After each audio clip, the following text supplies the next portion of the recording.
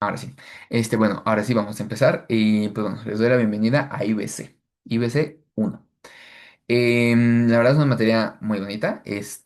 A mí me encantó. Esta materia, será su introducción a la clínica. Donde podrán tener un acercamiento al razonamiento clínico y a la historia clínica. En esta materia justamente se les van a presentar un total de 8 casos clínicos, los cuales van a ir resolviendo junto a sus profesores. En este caso, vamos a resolver los de hace 2 años, pues con nosotros, ¿no? Se los vamos a ir presentando, al menos yo. Se los voy a ir presentando para que lo puedan ir viendo. Vamos a razonar los casos, investigar lo que no conozcamos y empezar a identificar la historia clínica. La historia clínica lo vamos a ver un poquito más adelante en toda esta clase que es de introducción. También aprenderán a analizar distintas regiones del cuerpo dentro de la dinámica de una consulta médica. Bueno, como toda materia, tiene su bibliografía. ¿Qué bibliografía, al menos yo, recomiendo consultar para IBC 1? La verdad es que como IBC 1 es la introducción, es Patitos 1. Todavía no van a ver cosas complejas, enfermedades infecciosas, no van a ver temas fuertes todavía. Ustedes van a tener casos sencillos en los cuales van a necesitar saber cómo es o cómo es en teoría la dinámica de una consulta. Para esto vamos a tener libros básicos, los cuales vienen siendo el BATES, Guía de Exploración Física e Historia Clínica. Este es un libro muy bueno que les va a ayudar. Algunas cosas de ahí les van a servir. A diferencia del resto de materias, esta IBC no tiene una bibliografía de donde digas, ah, pues del capítulo 1 al capítulo 6 va a ser el bloque uno y del tal, tal, tal va a ser el bloque 2. No, esta materia no. Algunas cosas del BATES te van a servir, otras no. Que dice la historia clínica, para médico-blastos, es uno que creó específicamente la UNAM para IBC. Entonces ahí sí vas a tener un poco más de el temario desarrollado, pero vamos a ver que el temario no es a fuerza o no es obligatoriamente lo que van a ver en los casos clínicos. Entonces les va a servir para el departamental, les recomiendo que lo lean, solo no les van a servir tanto, ¿no? O sea, no les va. Bueno, no les va a dar toda la información clara y concisa. Tienen que ir recopilando un poco de historia clínica, un poco de debates y un poco, bastante, de guías de práctica clínica. Justamente como les comento, IBC no va a ser una materia, ahora sí que de corrido, o sea, no va a ser como clases normales. La idea es que yo les pueda presentar algunos de los conceptos y podamos ir discutiendo el caso clínico. Es una materia que se le conoce de resolución de problemas. Las GPCs o guías de práctica clínica son manuales o son documentos acerca de enfermedades o condiciones específicas en donde se suben o los hacen distintos institutos, Instituto Nacional de Pediatría, Siglo XXI, etcétera. Es un compilado del consenso de distintos especialistas, en este caso de México, que justamente les proporciona la información de cómo actuar o cuál es la forma estándar que se les recomienda actuar en algún caso en particular. Lo vamos a ir viendo durante las clases. Para muchas de las enfermedades que son muy comunes, vamos a tener una guía de práctica clínica. Entonces, también les enseñaré cómo navegar a través de ella. Y por último es el DSIM, que es una plataforma virtual del SECAM. ¿Esto qué es? ¿Por qué tantas abreviaturas? Pues es el departamento que coordina la materia de IBC en CEU, al menos. Y justamente aquí es donde pues le suben toda la información, todos los documentos, videos, etcétera. Les voy a poner también, o les voy a dejar que vean un par de videos del SECAM para que vayan comprendiendo mejor los casos clínicos, pero esto va a ser poco a poco. Entonces, estas son las bibliografías principales que les recomiendo ver. Bates, sí, al menos denle una explorada porque sí sacan preguntas del departamental de aquí. Médico Blastos sacan también bastantes de aquí. guías de práctica clínica de estas sí o sí van a venir en sus exámenes. Y pues, qué mejor para integrar todo que pues el material que te deja pues la propia universidad, ¿no? Eso hasta este punto. El BATES de historia clínica, es bastante completo, tiene toda la clínica que puedas leer. El de Médico Blastos es hecho por la facultad y tiene el tema desarrollado. Y pues aquí, los videos oficiales de CAM vienen todas las prácticas y procedimientos paso a paso. Tienen ejemplos de casos y ejemplos de partes o de pequeños, como recopilados de consultas, ¿no? Simuladas. Hasta este punto, ¿alguien tiene alguna duda? No, Ok, ninguna. vale. No, Nada más que ninguno. comprendan que esta materia no es que el libro les pueda dar todo lo que va a venir en el examen, sino que tienen que buscar de distintas fuentes para sí integrar su conocimiento. Bueno, vamos a seguir. ¿Cómo estudiarla realmente? Lee. O sea, para todas las materias, yo les recomiendo que lean. Mientras más leas, más clínica comprenderás. Nosotros les vamos a presentar algunos casos. En la facultad puede que les cambien un poquito de los casos y todo esto. Sin embargo, necesitamos que ustedes investiguen sobre las enfermedades, investiguen sobre tratamientos, en este caso en primer año, no farmacológicos, que vean justamente la prevención, pronósticos, etcétera. Les voy a poner después justamente todo lo que abarca una guía de práctica clínica. Realiza las actividades del aula virtual. Cuando entres a sus clases, necesitan ustedes realizar toda el aula virtual para poder aprender lo que deberían de aprender. Pueden no hacerlo, pero les va a faltar, pues, se van a quedar como a medias. Les recomiendo que sí las hagan y desarrollen los perfiles de referencia. Cuando entren a la facultad van a ver que la materia de IBC tiene algo conocido como perfiles de referencia. Si no me recuerdo, también se los subí al Drive. Necesito que esos perfiles de referencia los desarrollen. Si les dice, si el perfil de referencia dice, el estudiante debería identificar lo que ocurre o la fisiopatología de un traumatismo craneoencefálico, busquen qué es traumatismo craneoencefálico, o también conocido como TCE. ¿Qué es el TCE? ¿Cómo se trata? Todo.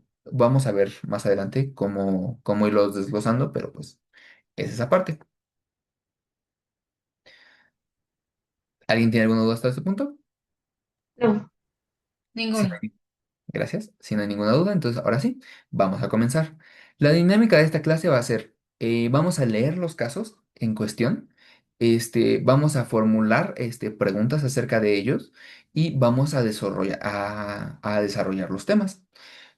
Como sería una clase normal de IBC, pero nosotros la vamos a hacer, la verdad, más dinámica, porque luego sí, al menos a mí me aburrían un poco las clases de la facultad. Y pues bueno, la materia de IBC es lo que les comentaba, se le conoce como aprendizaje basado en problemas. Se verá el caso e intentarán desarrollarlo, se les acompañará durante sus preguntas y el uso de simuladores y maniquíes. Para hacer más dinámica la clase, ustedes ya tienen los casos subidos en el documento de Drive, bueno, en la carpeta de Drive. Necesito que para la siguiente clase lean e intenten desarrollar el primer y segundo caso, por favor, para que de esta forma nosotros podamos avanzar con el contenido temático y pues justamente intenten ir más allá, como en los casos, ¿no? Entonces, pues eso. Igual en nuestra práctica presencial, lo principal que vamos a ver van a ser cosas prácticas de IBC. Entonces, pues nada más eso. Veamos el método clínico. A ver, una manita arriba. ¿Alguien sabe qué es el método clínico? ¿Cuál es la diferencia entre el método científico?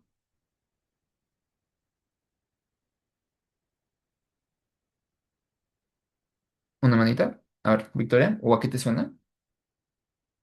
sí, más bien es como, ¿a qué me suena? O sea, pues el método clínico es como para hacerle una evaluación para al paciente y tratar como de diagnosticar qué es lo que tiene según sus síntomas, y pues justamente lo que platicábamos, ¿no? Su situación de vida, entre otras cosas. Y por ejemplo, el científico siento que es más como de crear una hipótesis primero, así como que, pues esto es lo que podría pasar si junto esto y esto, y luego lo que sucede y ya los resultados, ¿no? Pero aquí pues tenemos primero como qué es lo que está pasando para crear una hipótesis y después llegar como al resultado. Ajá, justamente, si se dan cuenta, en el método científico, este, justamente lo que tenemos es formular una pregunta para resolver, bueno, nosotros queremos resolver alguna duda que tengamos y va a ser la metodología para llegar a esa respuesta. En el método clínico, nuestra duda principal va a ser qué es lo que tiene el paciente o cómo puedo apoyar al paciente. Entonces, nosotros vamos a realizar una serie de pasos muy parecida al método científico, de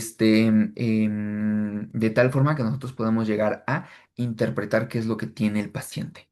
Entonces, los pasos que nosotros vamos a tener que seguir va a ser la parte de el, ay, un segundo, ahí está, el interrogatorio. El interrogatorio, también conocido como anamnesis.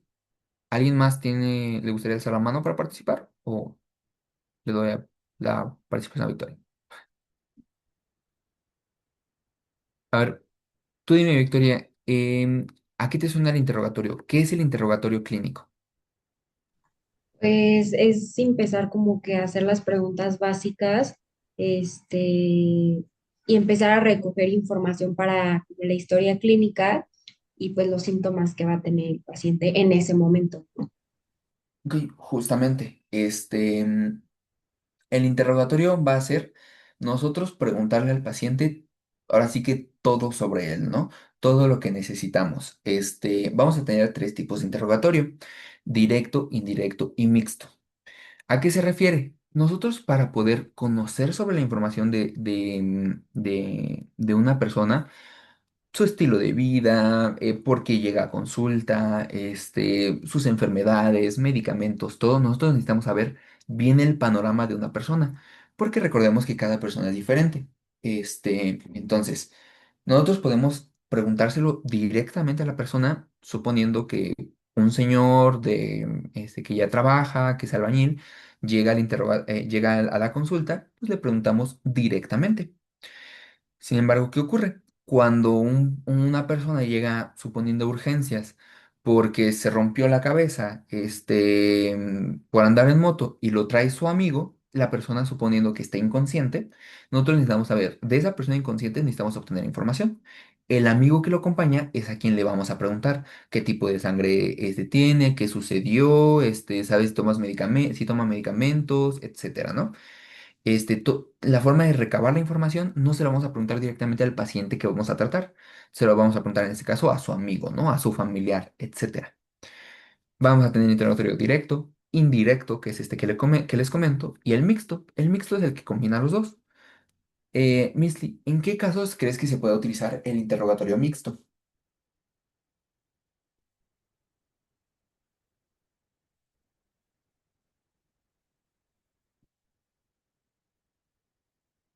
Mm, a ver, Abigail.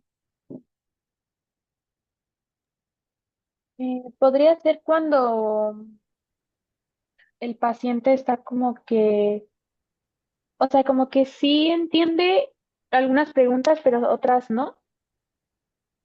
Ok, ¿como quién sería eso? Dame ejemplos. Mm. Un paciente que a lo mejor sufre de alguna condición que hace que no entienda ciertas palabras y entonces ahí es cuando tú le preguntas a el que lo acompañó o a su familiar, pero también le haces preguntas a él. Ok, muy bien parecido. Cuando tiene condiciones que no le permite comunicarse, pues no se va a poder comunicar, así que con nadie, ¿no? Sin embargo, esto que nos comenta Eliet es muy, muy bueno. Justamente, los niños es un tipo de personita que, si se dan cuenta, le podemos preguntar, pero no va a entender o no va a conocer la respuesta a todas las preguntas que les hagamos. Si le preguntamos a los niños, ¿qué tipo de sangre eres? O sea, ¿cuál es tu tipo sanguíneo? No me va a saber contestar, ¿no? ¿Quién contesta? La mamá. Pero a quién le preguntamos, ¿te duele mucho? ¿Te duele poco? Como que dónde sientes que te duele, cuándo es cuando más te duele y todo esto. Esto podríamos llegar a preguntárselos. Entonces, los niños es un Ajá, sí, bueno, todas estas personitas, ¿no? Adultos mayores también, ¿no? Eliet, Victoria, ajá, todo esto, adultos mayores, ajá, mm, alguien de otro país, justamente gente que hable otra lengua, ya sea de otro país o sea de una región que se hable alguna lengua, maya, cosas así, ¿no?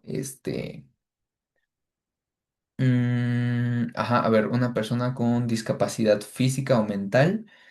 Ajá, sí, justamente bueno, ahí sí va a ser indirecto, porque cuando una persona está discapacitada mentalmente al menos, o directamente físicamente, el interrogatorio es indirecto, porque no le puedes preguntar a la persona, ¿qué habla otro idioma? Ajá, ¿qué habla otro idioma? Muy bien, muy bien. Ahorita les anoto sus participaciones a todas estas personitas, pero sí, justo.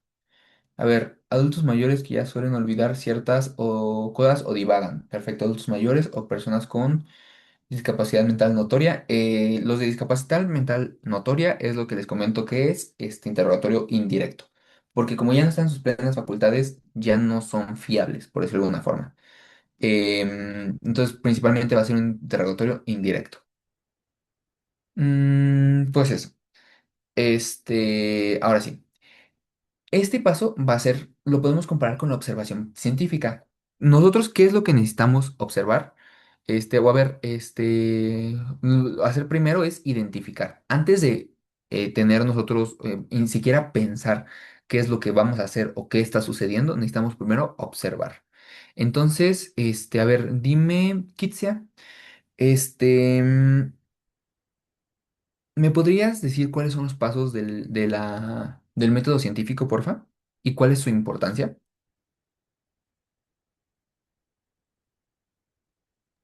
Pues creo que primero era como la observación de algo, no sé, algún fenómeno.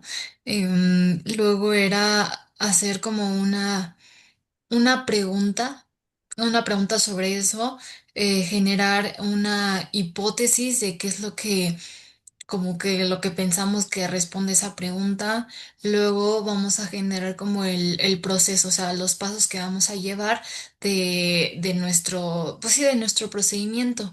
Luego ya eso como que vamos a hacer como, ay, no sé cómo se le dice, bueno, como la investigación, la, pues ya como la experimentación, luego el análisis de los resultados que salieron del experimento y a partir de eso empezar a concluir, o sea, ya las conclusiones. Y pues Ujú. sí, justamente es importante porque eh, como es todo un procedimiento, y como lleva todos sus pasos, sirve para ir analizando los fenómenos, primero averiguar si lo que nosotros pusimos de hipótesis es, pues, si es correcta o si cambió dependiendo de ciertos factores o si otras cosas lo afectaron o aparte si se debió a otras causas, si causa algunas repercusiones, etcétera. Bueno, eso inclinado un poco más al tema de la medicina, ¿no? Ok, sí, muy bien. Ahí como, o sea, lo fuiste mezclando, justamente van a tener ese parecido.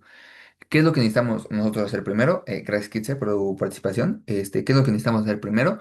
Observar. Después, formular una pregunta y una hipótesis. Después, investigar acerca del tema. Si nosotros investigamos acerca del tema y llega a cambiar algo, pues replanteamos nuestro problema o nuestra pregunta, suponiendo que las empresas son malas para el cambio climático. No, pues investigamos y dices, no, pues las empresas no son malas, ¿cómo se dice? Los métodos o la metodología que utilizan las empresas es la que es mala, entonces la pregunta cambia. Necesitamos replantear, después justamente diseñar nuestro experimento, realizar nuestro experimento y después que lo realizamos, analizar el experimento, de tal forma que para saber que si nuestras preguntas fueron contestadas, si no fueron contestadas, si se necesita modificar algo, etcétera. Y pues después de eso, ahora sí que se da el resultado de nuestra investigación. Pues bueno, ¿qué vamos a tener nosotros? Este, mm, Les comentaba justamente que empezamos nosotros en la clínica, ya en nuestra consulta, con un interrogatorio, ¿no? Llega nuestro paciente. Lo interrogamos primero. Necesitamos saber pues, cuál es el problema, ¿no? ¿Qué tal este señor, soy el doctor Iman Lima? ¿Con qué puedo ayudar el día de hoy? ¿Cuál es su motivo de consulta? No, pues, que me duele la cabeza, tengo tos, etcétera, ¿no? Entonces, ya me viene dando alguna información. Conforme realizamos el interrogatorio, también conocido como anamnesis, obtenemos esa información que necesitamos. Después vamos a seguir. Ya que me dio la información que tengo, empiezo a pensar en mi cabeza y digo, ok, podría más o menos llegar a tener COVID por lo que me presenta, ¿no? Porque lo que me está diciendo me suena. Entonces yo ya tengo un diagnóstico presuncional, también conocido o que se parece al planteamiento del problema. Después realizo la exploración física. Ah, pues le duele la garganta. Bueno, vamos a ver su garganta. Vamos a ver qué presenta, cómo que le duele, dónde está, a ver cuando habla qué sucede, con el estetoscopio, etcétera. Esto se le conoce como exploración física, la percepción de los signos clínicos del paciente a través de las maniobras realizadas por el médico. Y pues esto es parecido como la investigación documental. Nosotros, en vez de investigar sobre la pregunta o investigar en internet, nosotros investigamos en el paciente a ver qué es lo que encontramos que se relacione con lo que nosotros tenemos como en nuestra hipótesis, en nuestro diagnóstico presuncional. El siguiente va a ser el examen, los exámenes de laboratorio, ya que nosotros investigamos y físicamente decimos, ok, ya veo más o menos qué podría tener. Sí podría ser COVID, sin embargo, escuché algo raro en sus pulmones, pero yo no puedo ver sus pulmones directamente. Necesito un examen de laboratorio, una tomografía, una radiografía, etcétera. Entonces le mandamos al paciente para nosotros poder afirmar, reafirmar o indagar otros datos que no hayamos logrado obtener en la exploración física. Nos apoyamos de exámenes de laboratorio. Este también podría ser como la delimitación o replanteamiento del problema. Una vez que recibimos los exámenes, ya los vemos y justamente replanteamos nuestro diagnóstico, necesitamos, pues bueno, en ese caso, analizarlo y ya que cambió nuestro pensar o reafirmó la hipótesis que teníamos, vamos a tener nosotros nuestro diagnóstico definitivo. Bueno, por lo que me dice el paciente, por lo que encontré en su cuerpo directamente y lo que me dicen los exámenes de laboratorio, yo ya sé que tiene el paciente. Entonces, como ya sé que tiene, es mi diagnóstico definitivo. Es el resultado de la síntesis de información. También podría parecerse a la elaboración del diseño experimental. ¿Por qué? Porque cuando yo tengo mi diagnóstico definitivo, yo ya sé qué es lo que tiene el paciente. Entonces, con lo que yo he aprendido en la Facultad de Medicina, en mis ciclos clínicos, yo voy a dar ya mi tratamiento o voy a justamente pasar al siguiente paso. Ya que sé que tiene, ¿qué es lo que voy a hacer a partir de él? Como que en mi mente, con el diagnóstico definitivo, pienso qué es lo que haría y ya después de que lo pienso, ahora sí, se lo digo al paciente. Pues bueno, este va a ser así es como vamos a continuar y lo que cómo vamos a sobrellevar su enfermedad o cómo se va a aliviar usted, ¿no? Entonces, pues justamente va a ser nuestro plan de atención y tratamiento. Este paso es restablecer y mejorar o preservar la salud del individuo. Entonces, diseñamos nuestro experimento y después realizamos nuestro experimento. Y por último, vamos a tener, ya que le dimos al paciente nosotros el medicamento o el tratamiento que debe llevar, ya sea farmacológico o no farmacológico, vamos a decirle, no, pues venga dentro de una semana para ver cómo está. Entonces, suponiendo que el paciente si quiera volver la siguiente semana, ahora sí vamos a tener la respuesta al tratamiento y pronóstico. ¿A qué se refiere esto? Ya que le dimos el tratamiento, nosotros vamos a ver si le hizo efecto o no le hizo efecto. En caso de que le haya hecho efecto, nuestro pronóstico, como nosotros anticipamos que estará, es decirle al señor, no, pues señor, pues usted se va a mejorar, tuvo una mejoría bastante buena, siga con el tratamiento o suspéndalo, según consideremos, y se le va a decir, no, pues puede seguir con su vida, o no, ¿qué cree? El tratamiento no le está sirviendo, entonces necesitamos replantear. Si se dan cuenta, este método es como, se ve sencillo, ¿no? Es como de, pues bueno, primero hago esto, después sigo con primero interrogatorio, después presuncional, después exploración física, laboratorios, etcétera. Sin embargo, ¿qué ocurre? A diferencia del método científico, em, que usualmente son pasos pues un poco más sencillos y van como de corrido, o al menos como nos los enseñaron en la secundaria y prepa, aquí vamos a tener otra parte, que vamos, este método es muy fácil que tenga retroalimentaciones negativas. ¿A qué se refiere? Yo le pregunto al paciente, ¿pero qué creen? El paciente no me está diciendo todo, pero yo no lo sé. Yo no soy adivino para saberlo, entonces bueno, yo voy a confiar que el paciente me está dando toda la información que le estoy pidiendo. Con esa información hago el diagnóstico presuncional, pero ¿qué crees? En la exploración física encuentro algo que no cuadra. El paciente me dice, no, no, señor, no, por ejemplo, yo nada más estoy con mi pareja. No, no, no, o sea, más cosas, pues, ¿cómo cree? O sea, para nada. Sin embargo, me dice, no, pues su pareja tiene alguna enfermedad o algo así. No, pues no, he tenido la misma pareja durante 25 años. Y de repente ves síntomas de sífilis. Dices, a ver, aquí algo no me está cuadrando. Entonces, desde la exploración física tienes que regresarte al interrogatorio. Entonces dices, bueno, a ver, presenta esto. Por alguna ocasión o por algún caso, es que usted tiene algo más. Bueno, pues, ¿qué crees que me dio pena? Pero sí, entonces te regresas. Y otra vez, terminas de interrogarlo, de presuncional, terminas de explorar físico, pero ¿qué crees? En los exámenes de laboratorio, otra vez que ves que te mintió o te faltó o le faltó información. Entonces te regresas, vuelves a realizarlo, y ya, cuando finalmente logras todo esto, haces el análisis de información y análisis definitivo, suponiendo que sí fue sífilis.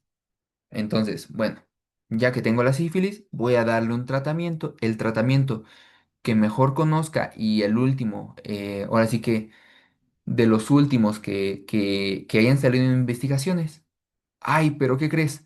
El paciente es de la Sierra de Guerrero, entonces no le alcanza para el mejor tratamiento que conozco. Entonces le voy a recomendar uno un poco más barato, que sea accesible para su economía. Se lo recomiendo y le digo, bueno, pues vuelva dentro de 2 semanas. El paciente, suponiendo que se tome bien el tratamiento, vuelve dentro de 2 semanas. Es que no le hizo efecto, chin. Entonces tengo que cambiar el medicamento. Entonces, ahora en vez de ya ver la respuesta al tratamiento y simplemente darle un pronóstico, tengo que volver al diagnóstico definitivo para replantear. Puede que sea una cepa que sea mucho más resistente o que no le esté haciendo efecto los medicamentos, que sea otra cosa de su estilo de vida, etcétera. A lo que quiero llegar con todo esto es que estos pasos, aunque son seriados y uno va detrás del otro, no significa que porque ya hayas pasado un paso no vas a poder volver. En la medicina vamos a ver que pues es constantemente replantearte los problemas, constantemente generar otros diagnósticos e ir cambiando y cambiando y cambiando. Hasta este punto, ¿alguien tiene alguna duda? No, Muchas gracias. Entonces, si no hay dudas, vamos a continuar. Bueno. La historia clínica. A ver, Justin, ¿me podrías decir a qué te suena o qué es la historia clínica?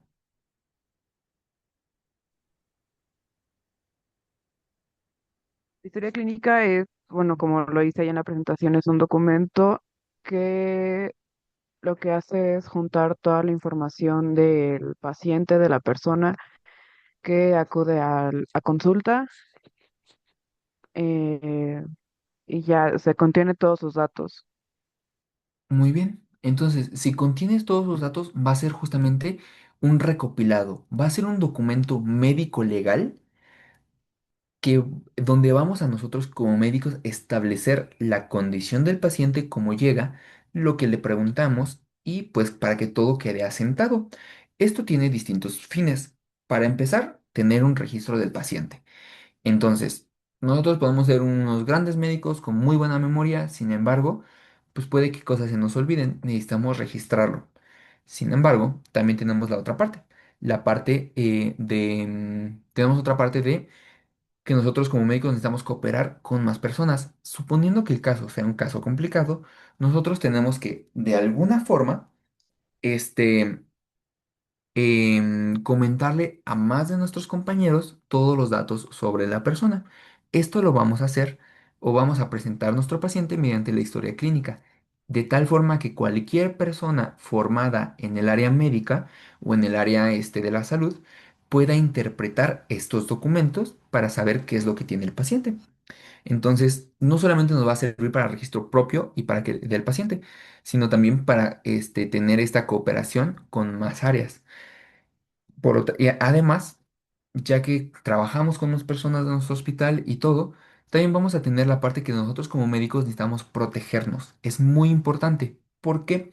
Porque suponiendo que nos traen a un niño chiquito, un bebecito de 2 años, muy deshidratado, mal alimentado y todo, y nosotros no realizamos la anamnesis correcta, no establecemos todo como nos lo trajeron, puede que el niño, por ejemplo, fallezca o llegue a perder no sé, llegue a perder un ojo, por ejemplo, ¿no? O que se dañe un órgano vital. Entonces, ese niño ya tiene una afectación. Lo que pueden hacer los padres es demandarte, porque pues la conciencia de las personas, pues la moral a veces no es la mejor. Y pues también entra toda esta parte de sentimientos y todo. Entonces, nuestra forma de protegernos es justamente decir, pues mira, llegó a consulta el niño de esta forma, en estas condiciones. Entonces, yo hice, y aquí también en la historia clínica se establece cuál es mi plan de tratamiento, cuál es mi diagnóstico, todo. Entonces, conforme se va realizando, se necesita establecer para que todo lo que suceda en consulta, las interacciones que se tienen con el paciente esté establecido. En el caso de que nos quieran demandar, pues mira, cualquier cosa, aquí está la historia clínica, usted léala y pues justamente la parte jurídica se apoya de personal de la salud para poder identificar si las acciones fueron buenas o no, si el tratamiento fue el correcto, si la atención fue debida, pues bueno, todo esto, ¿no? Entonces... La historia clínica es un documento médico legal que nos va a ayudar a establecer la información del paciente de una forma universal que todos puedan entender o todas las personas formadas en el área de la salud puedan entender. Y también tiene un tema de protección y de un ámbito legal. ¿Para qué sirve? Acomoda cronológica, este punto es muy importante, acomoda cronológicamente los datos y otorga validez clínica al seguir lineamientos establecidos para garantizar su certeza. A ver, ¿qué más tiene la mente alzada? A ver, Misty, dime, ¿a qué te suena esto que dice que tiene lineamientos establecidos? ¿A qué te suena?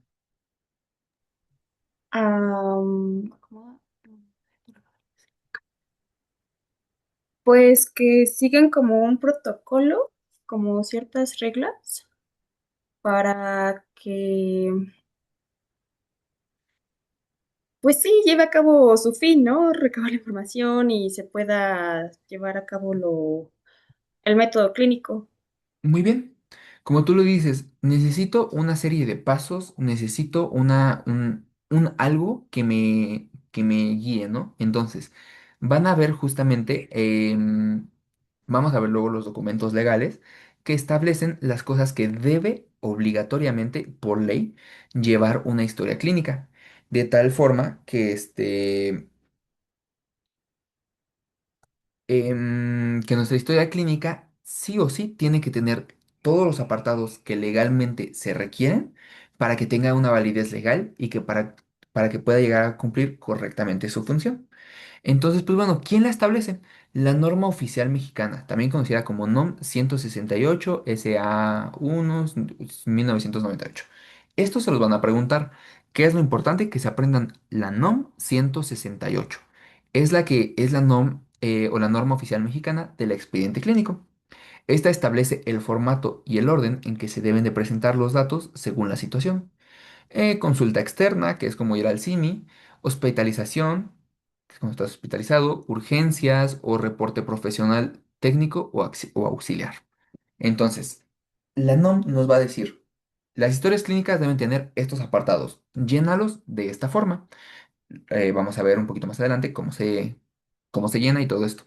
Entonces, de tal forma que ustedes puedan tener toda la información correspondiente.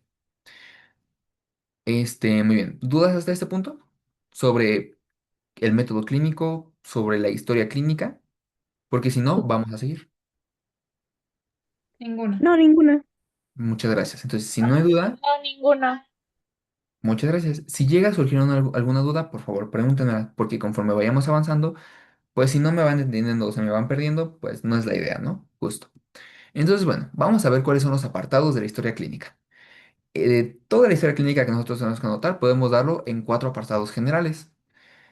La parte de interrogatorio, también conocido como anamnesis, los resultados de los estudios, lo que nosotros solicitamos, necesitamos anotar qué es lo que encontramos en ellos.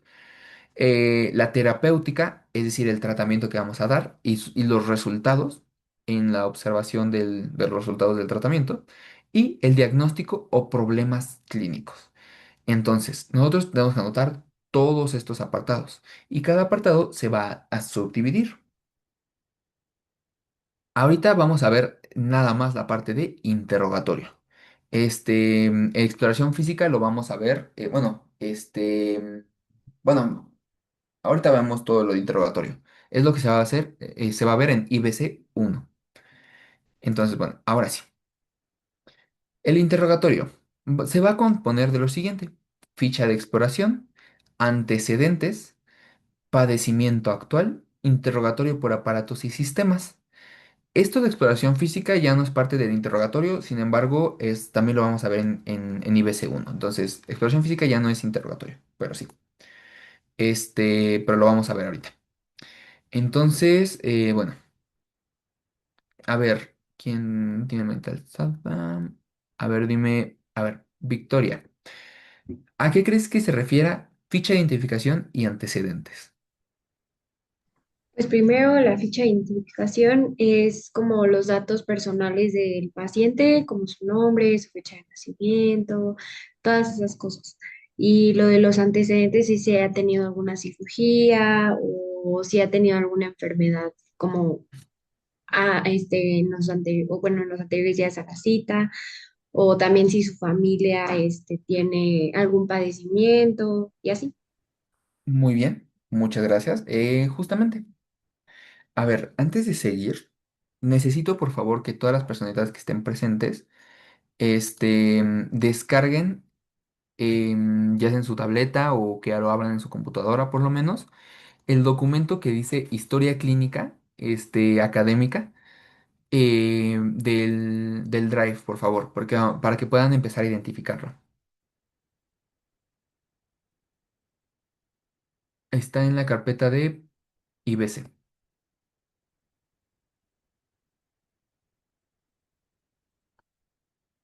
Mm, mm, mm, mm.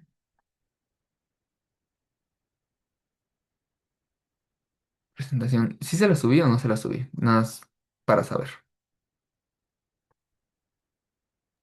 Perdón, ¿cuál dijo que descargáramos?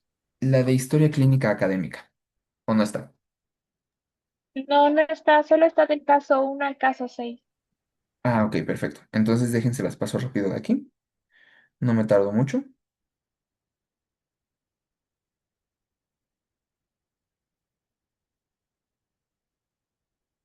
A ver, un segundo. A ver, veamos. Facultad de Medicina. Historia. Ah, caray, lo puse. Ah, sí, aquí está. Les voy a enviar un PDF y también se los voy a subir después a la carpeta de Drive para que puedan verlo. Y puedan descargarlo después. A ver. ¿eh?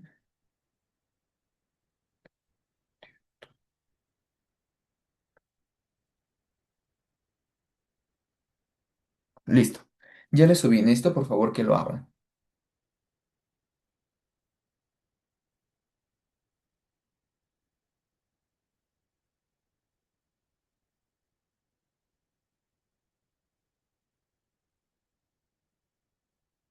Cuando ya lo tengan abierto, por favor, eh, cuéntenme para ver si lo lograron.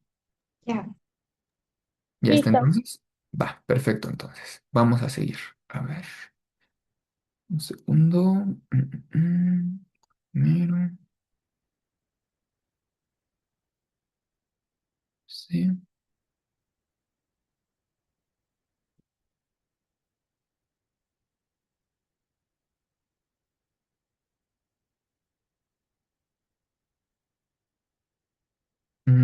Se las subo al ratito a Drive para que no tengan tema. Nada más un segundo que mi computadora se trabó toda. Mm, mm, mm, mm, mm.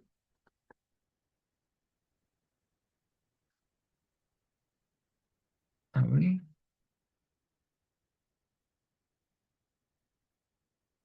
Listo. A ver.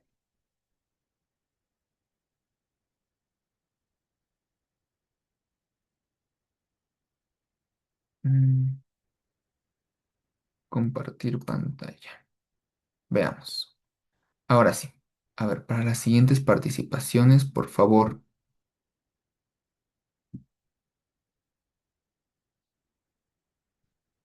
Mm, mm, mm, mm.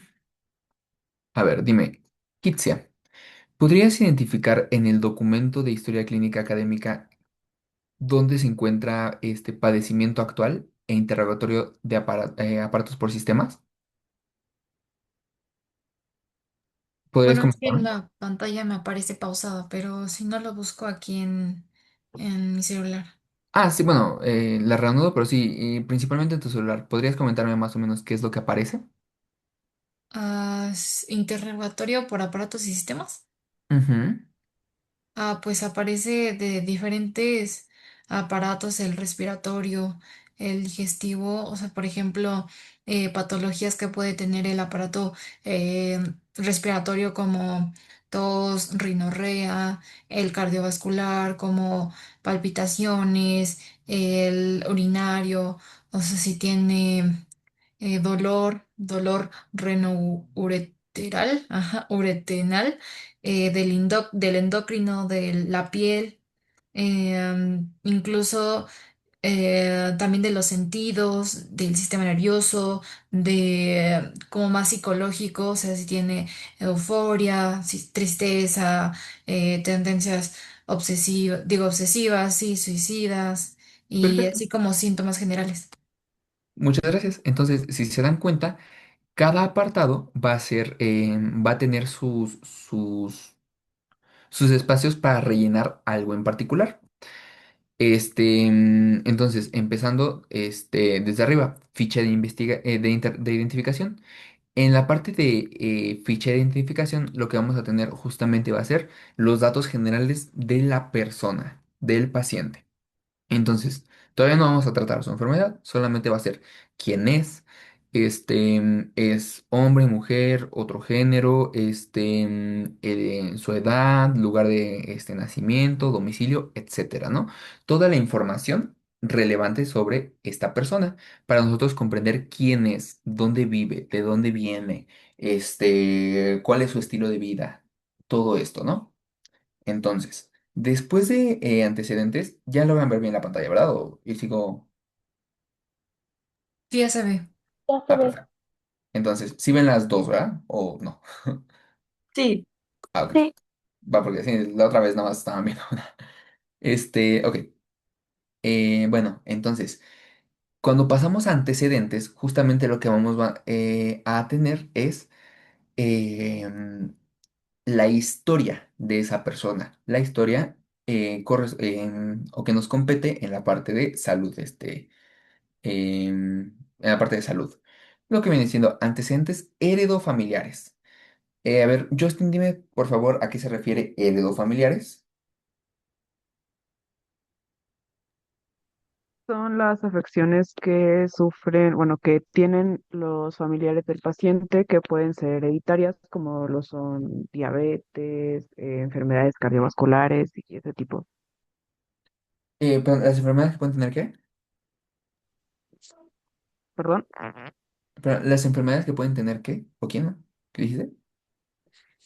Los familiares del paciente. Perfecto, justamente los familiares. ¿Y a qué familiares vamos a buscar? Justamente familiares directos o relacionados. Los más importantes, abuelos, padres e hijos. Entonces, vamos a tener justamente los abuelos, los padres, y también ya por aparte, los tíos, cónyuges y primos, etcétera, ¿no? Todo esto es importante porque como justamente son de una misma descendencia, van a tener factores genéticos muy parecidos. Entonces, si tu abuelito le dio, no sé, diabetes, pues es muy probable que tú también la tengas. Entonces, de esta forma.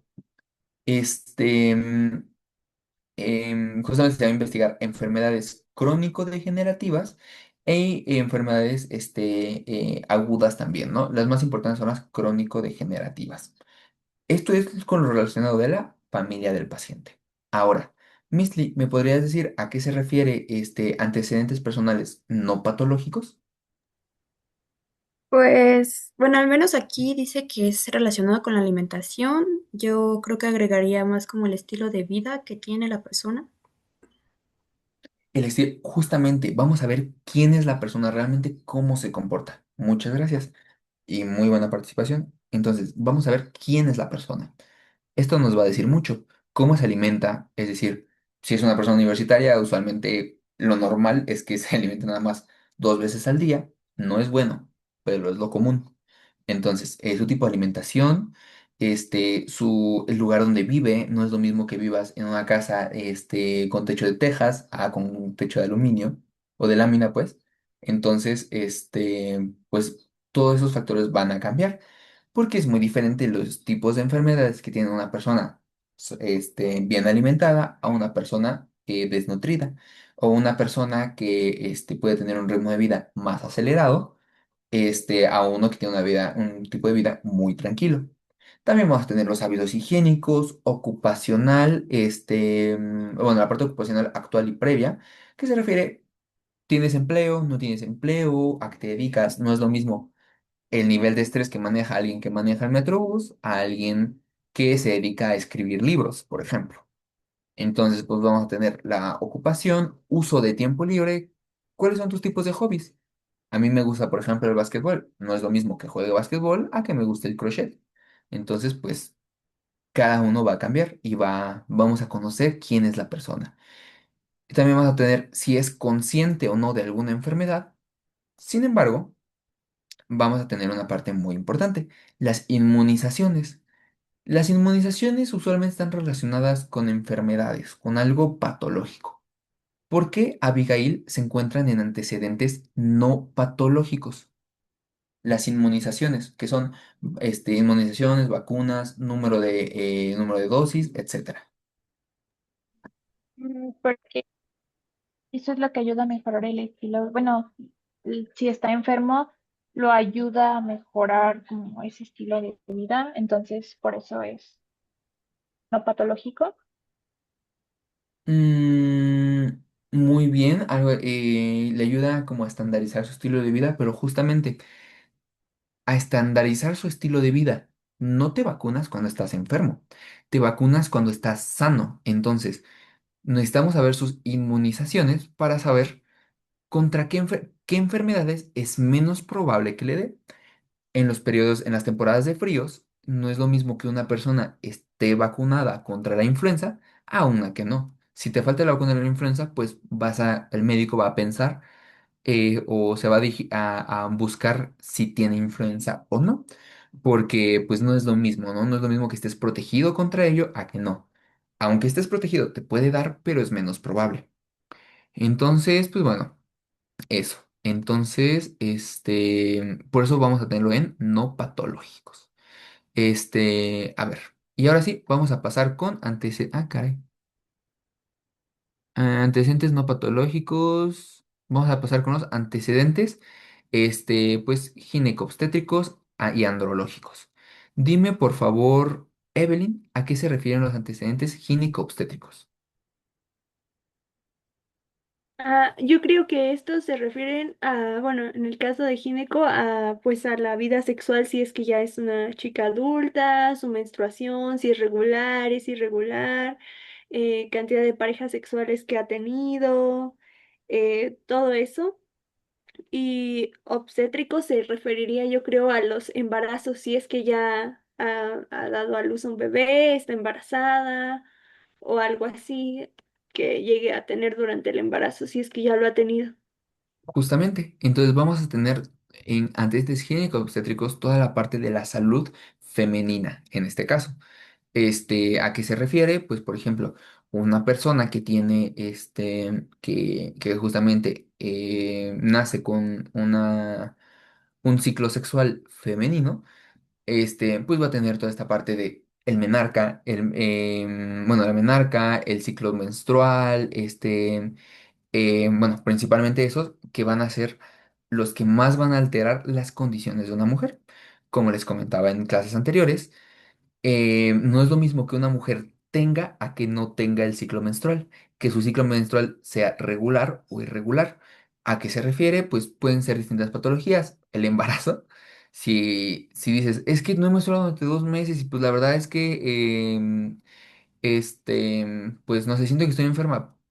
Aunque no es una enfermedad del embarazo, pues sí, se conoce como una causa de dismenorrea. Todos estos nombres que no conocemos, lo vamos a ir viendo en IBC. Entonces, pues bueno, también las hormonas que pueden presentar en cierto periodo va a afectar el tipo de enfermedades que pueden tener. Por ejemplo, cuando una mujer menstrua, es mucho más probable que obtenga enfermedades de transmisión sexual o enfermedades vaginales. Cuando lleguemos a la parte de gineco, pues veremos esto, ¿no? Entonces, ajá, cuando veamos ciclo sexual femenino. Entonces, pues bueno, es importante conocer todo esto del ciclo sexual femenino y sobre todo de nuestra paciente para conocer o para guiarnos mejor si todo está bien en ese ámbito o no. También el número de parejas y número de embarazos es muy importante. Y la vida sexual, porque pues no es lo mismo atender a una persona, una sexo servidora a una persona que pues disfruta de una vida sexual, sí, con más personas, pero más privado, ¿no? Van a ser muy diferentes las enfermedades y sobre todo riesgos de neoplasias, etcétera, ¿no? Número de parejas, los datos obstétricos, número de embarazos, número de abortos, número de cesáreas. Esos, pues justamente lo vamos a ver después, cómo se suele, registrar. Y pues bueno, todo lo demás, ¿no? Que son el Papa Nicolau, lactancia, anticonceptivos, etcétera. Todo lo que tenga que ver con la parte, del ciclo sexual femenino. Y la parte andrológico es, ahora sí que lo mismo, pero en hombre. Entonces va a ser toda la parte de la salud sexual masculina. La circuncisión por temas, ya sea o de salud o religiosos. La criptorquidia, que luego vamos a ver que los testículos no descienden hasta cierto tiempo después de nacido en el varón. Vamos a tener poluciones nocturnas, bla, bla, bla. Inicio de vida sexual también es muy importante. Número de parejas. Número de parejas sexuales no se suele preguntar actualmente, ni en hombre ni en mujer, porque es muy invasivo. Se puede llegar a preguntar cuando el caso lo amerita, pero no es de rutina. Enfermedades de transmisión sexual, trastornos de erección y andropausia. Bueno, y por último, ¿hasta aquí una duda? No, No, No. gracias. Entonces, los últimos van a ser los antecedentes patológicos. ¿Cuál va a ser la diferencia entre los no patológicos y los patológicos, Emeline? Que por ejemplo los no patológicos se deben más, por ejemplo, como al estilo de vida de la persona o si no, o sea, como vive, sus hábitos y todo ese tipo de cosas. Y ya los patológicos son propiamente las enfermedades, ¿no? O sea, lo que ya desarrolle por, digamos, causa de sus hábitos. Justamente enfermedades. Sin embargo, también vamos a tener una parte importante de adicciones, transfusiones, y cirugías, bueno, cirugías y alergias, porque es importante que nosotros podamos saber qué es lo que qué desencadena una alergia, qué temas quirúrgicos ha tenido, porque no es lo mismo tratar una enfermedad de la piel en una persona que tuvo una cirugía a una que no. Por ejemplo, yo tuve una cirugía de las anginas, ¿no? Entonces, en esa cirugía es diferente las enfermedades que yo puedo tener en la garganta a una persona que las tiene. Entonces, pues justamente es importante estos antecedentes. Y se considera patológicos los quirúrgicos porque quieras o no, es un traumatismo. Entonces, toda enfermedad todo traumatismo, tanto quirúrgico como no quirúrgico, puede ser una fractura, etcétera. Toda adicción y hospitalización es importante de anotar en las partes de antecedentes personales patológicos.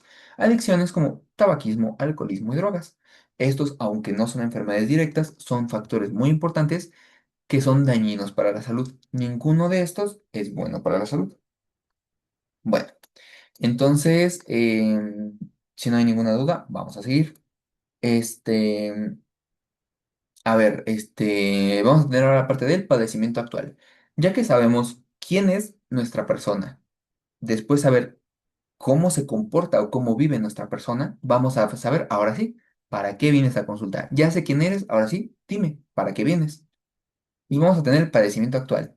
El motivo circunstancial de la conducta es, la consulta, perdón, es la principal y la primera que tenemos que hacer. ¿Ya llegó? ¿Para qué vienes? Porque no es lo mismo, yo puedo decir, ay, esa persona pues se ve que tiene la pierna infectada o puede que tenga un trastorno de la piel porque presenta un aroma bastante fuerte o cosas como esas. Sin embargo, son cosas que yo como médico puedo identificar, sin embargo, puede que el paciente solamente venga por una tos. Entonces, para nosotros no ser invasivos, justamente decir, ¿para qué viene? ¿Con qué le puedo ayudar? Este, mm, Vamos a tener el motivo y circunstancia de la consulta. Ya nosotros podemos hacer comentarios extra sin ser invasivos, pero pues ya sabiendo a qué viene el paciente. Síntoma o molestia principal. Vamos a ver después todo esto. Síntomas o molestias acompañantes. Esto, el paciente viene por algo, pero nosotros tenemos que investigar. Ok, viene por esto, pero ¿tiene esto otro? ¿O ha presentado también esto? Esto para saber y guiarnos mejor sobre las enfermedades que nosotros ya conoceremos. Y también tenemos que anotar aquí los estudios paraclínicos y la terapéutica utilizada. Y pues bueno, después tenemos la parte de interrogatorio por aparatos y sistemas. En estos, como nos comentaban su compañera hace ratito, pues justamente empezamos a investigar sobre, ya que sabemos qué es lo que viene, a lo que viene el paciente, a qué aparato vamos a preguntar. Ojo, cuando es sobre todo en instituciones, cuando los pacientes vienen a consulta continuamente, es decir, nutriólogos, o sea, nutriólogos clínicos que pueden ser médicos, o tú como cardiólogo, etcétera, o como médico general, pero que sea del pueblo, o sea, que tú sepas que las personas van a estar volviendo. Lo ideal es que puedas hacerle toda la historia clínica. Le interrogues todo respi, todo gastro, todo cardiovascular, todo renal, todo urinario, etcétera. Le preguntes todo para que tú tengas anotado todos los datos de una persona.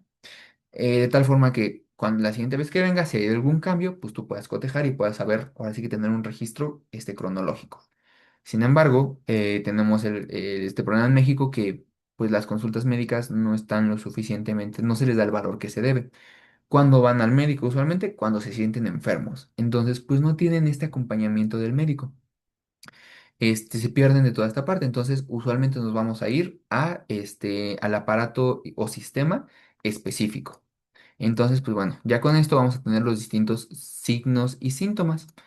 Este, mm, Esto lo vamos a ir viendo conforme vayamos avanzando con los casos.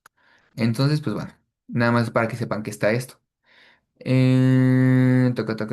Son aparatos, sistema musculoesquelético, bueno, aparato musculoesquelético, sistema nervioso, órganos de los sentidos.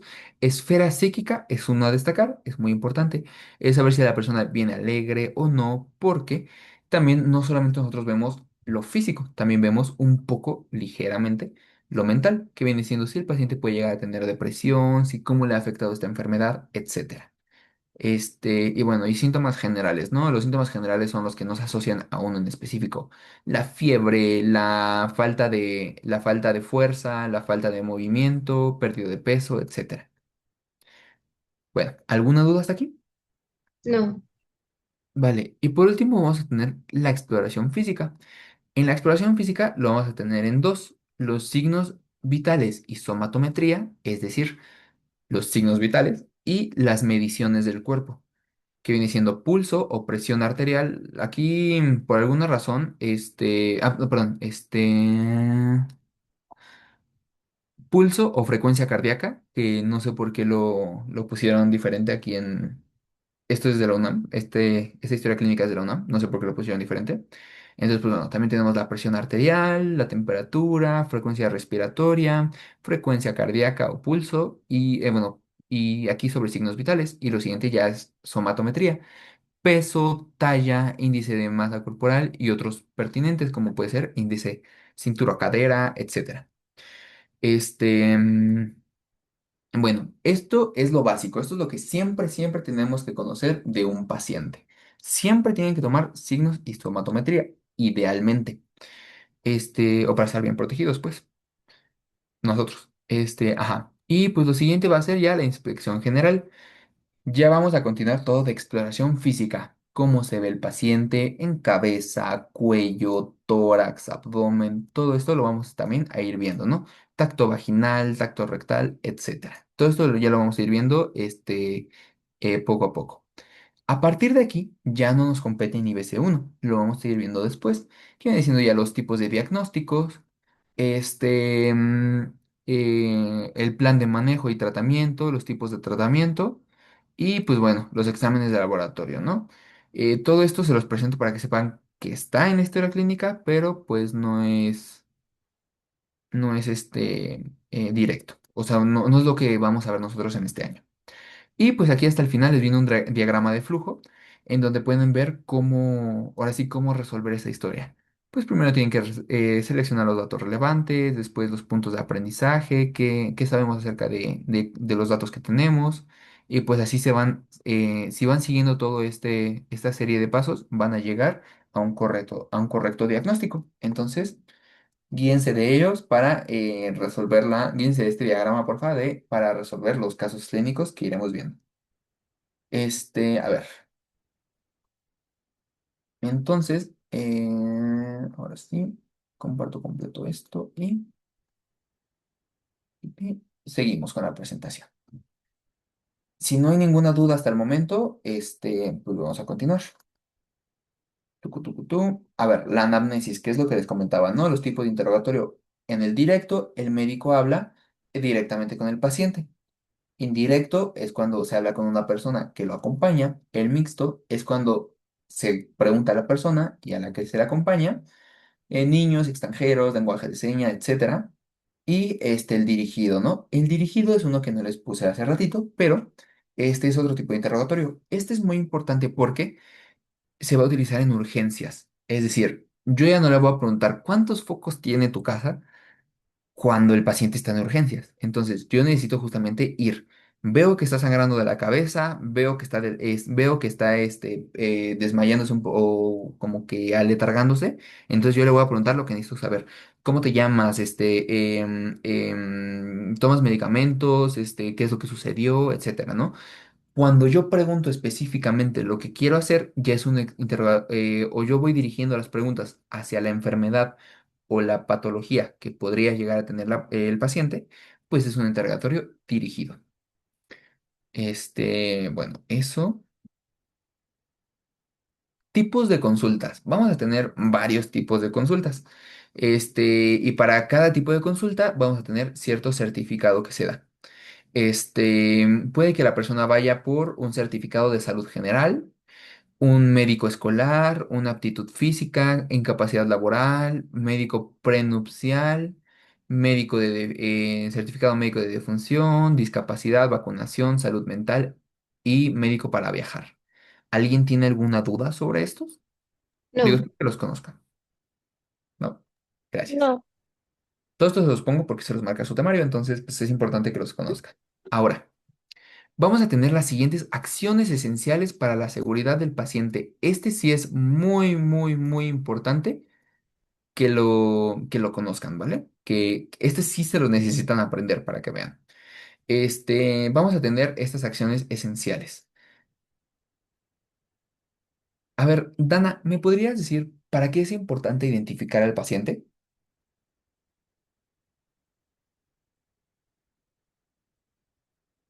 Am, pues para conocerlo, bueno, para llamar a sus familiares, saber si es una persona en situación de calle, una persona si tiene relaciones con sus familiares para que lo cuiden o si va a tener algún tratamiento, pues si la persona, por ejemplo, quedó inconsciente, es importante que sus familiares firmen los procedimientos que se le van a realizar o cosas así. Muy bien, justamente para saber quién es, o sea, aunque parezca ridículo, no sé si han escuchado esos típicos casos de, es que fui al IMSS, iba por una fiebre, iba por una tos y pues terminé sin pierna derecha. Dices, ah, caray, ¿por qué? Justamente porque necesitamos identificar al paciente. Pero ojo, también hay un punto muy importante. Recordemos que nosotros tratamos enfermos, no enfermedades. ¿A qué se refiere esto? Nosotros vamos a tratar personas que vienen por un malestar y buscan aliviarlo.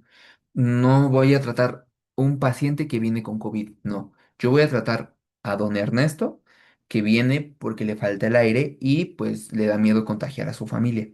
Entonces nosotros vamos a tratar enfermos, no enfermedades. Y aparte de eso, pues también para dar los tratamientos correctos a las personas correctas.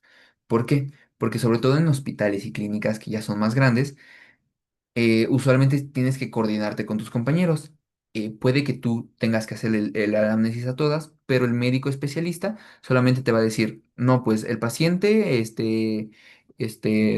Raúl de la cama 35, dale este tratamiento. O justamente dile esto, ¿no? Pídele estos estudios. Entonces, necesitas identificar correctamente al paciente. Necesitas una comunicación efectiva. ¿A qué se refiere esto de la comunicación efectiva? Que lo que yo pregunte, el paciente me lo quiera decir. Y pues justamente lo que el paciente pregunte, o lo que el paciente pregunte o diga, yo lo pueda percibir y responder o adaptar pues a toda esta dinámica médico-paciente. A ver, volvemos a la vueltecita. A ver, dime, Victoria. Nosotros vimos en salud mental toda esta parte de trastornos de la personalidad, rasgos de la personalidad, tipos de socialización, etcétera. ¿Para qué crees que nos sirve?